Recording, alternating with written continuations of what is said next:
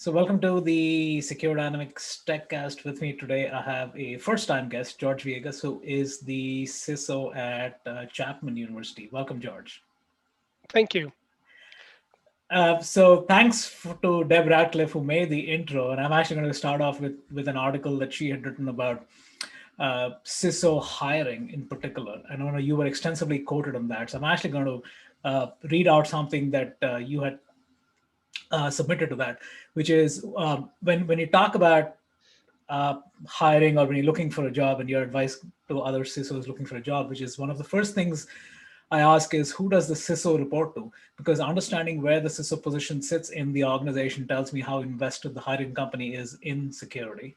If the CISO reports to the CEO, that is huge and indicates that the job is actually C-level with support from the top. If the CISO role reports to finance or risk or compliance, it tells me I'd be one step removed from the top leadership. It's very interesting, right? And usually people don't think about job descriptions and who somebody reports to as an indicator of how important that particular role is and what leverage they have. So talk a little bit about, again, given you've been at least a six-time over CISO, clearly there's something in your own experience that has stood out in this article. Right, totally. And I've been in different reporting structures. I found the most effective reporting structure to be when I had direct access to the top, right? And when I was in that situation, I was reporting directly to the CEO. We were able to talk about the business risk directly to the person who actually allocates the funds, right? So I think the direct correlation is your ability to be effective and your ability to deliver results to reduce risk. It directly correlates to how you can communicate that risk and how fast you can get that communication of the risk translated into budget dollars, right? And the more you have access to the decision maker who does that, the easier it is to actually get your work done. So that's one of the key reasons why reporting to the CEO gets you the visibility, gets you the budget, gets you the collateral to actually do what you want to do to reduce risk.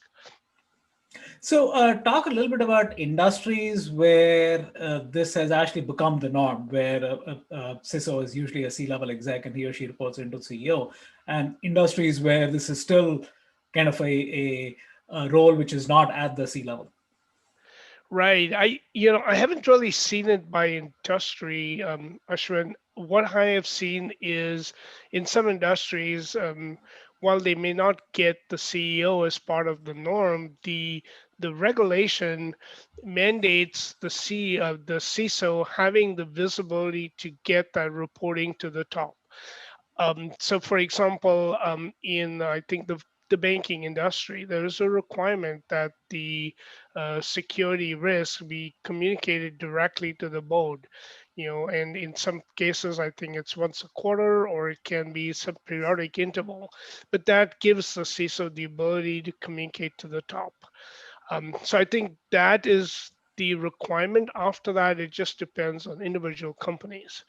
I do predict that with the recent SolarWinds incident, that you will see a lot of the application development, the software, the third-party vendor companies giving their CISOs a lot more visibility to the top. Obviously, if somebody has had a recent breach, the security guy gets the access to the top. Perhaps not the situation he wanted or she wanted, but Right. but I think the cybersecurity vendor space as a whole will see a lot more visibility for the security person. If you've noticed, we've had a couple of high-profile breaches in the last few months. SolarWinds being the most important.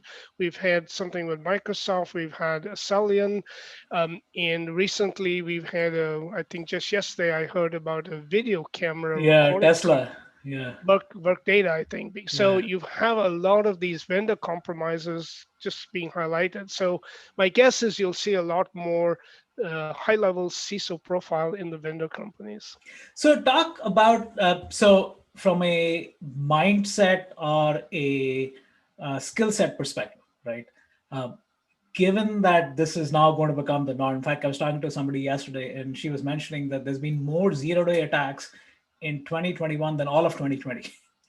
Right? So just in terms of sheer volume of where we are, but in terms, again, going back to the CISO persona and what he or she needs to bring to the table to be able to not not be a purveyor of FUD, but be able to realistically explain to even non-technical people on the board, for instance, as to what it is cybersecurity is and why supply chain is an issue. So is there a different skill set? Is there a different sort of a mindset that a CISO needs to bring to the table to be able to be not a forebearer of bad news, but really somebody who can talk the talk and make people aware? Absolutely. I think that is a critical success factor for a CISO. You have to be able to communicate to the business in a language that the business understands, right? So I think being able to communicate risk without the FUD, but in terms of operational impact, in dollar terms, I think is a key skill that every security guy should have in their top 5%, to be in their skill bucket, right? Because you can be a really good guy, but if you can't communicate the risk, you're not going to get the dollars, right, to fix it. And the organization will move forward thinking they're safe without having accepted your communication correctly. So I think it's key. And I can give you an example. Recently, I had a discussion with a fellow CISO, and we were talking about the fact that we've been asking for a while, we want more visibility for the security guys.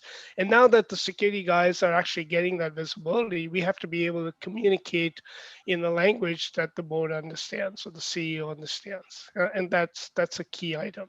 So communicate in terms of dollars, communicate in terms of operational impact.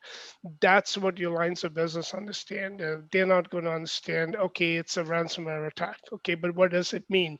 I'm going to have my website down for 1 day, and that 1 day is going to cost us lost business of so and so. And or reputational impact is going to be high, medium, low, but you have to quantify it in some way. Great. So last question, just in terms of if somebody is looking to grow up to become a CISO, right? Whether they're in an organization or they're looking to change jobs and get to an organization. Traditionally, it's been okay. You kind of think of it as technical people advancing, right? But have you seen, given your vast experience in this industry, about diversity and a different skill set, which is not just technical, but other skill sets that you've seen CISOs are successful who may not really have that kind of strong technical background? Number one. Number two is, from a CISO's perspective, if he or she is highly technical, how do they build a team which is not just a rinse and repeat of their own persona? Right, absolutely. I think the critical factor is, I've seen very, very smart technical people not do well in the CISO role. And I've seen, very non-technical people actually do very well in the CISO role. So I think the key thing is when you're at this role, at this level, you have to be able to communicate. I thought, the risk. So we talked about that earlier. I think there's two other important factors for new people coming in. The second one is the ability to think like the bad guy, because oftentimes, you're coming in as, say, an IT director, or you've been running software development, and now you're coming in here, you're still thinking like the good guy. You're still thinking like, I'm the guy protecting the assets, but the bad guys think differently, right? So you have to think like the bad guy in order to get a good assessment of your risk and your exposure. And then the last point I would make is it is critical to move the security department from the old world thinking of the department of no, to take it to the department. It's a cliche, but you don't want to be the guy who always says no, but you want to be the guy who says, I'm going to enable you find a way to be secure. Yes, if the business wants to release a new product, how can I make them successful? So you move from the department of NO to the department of KNOW. I think that is a significant success factor for somebody coming from outside the security field.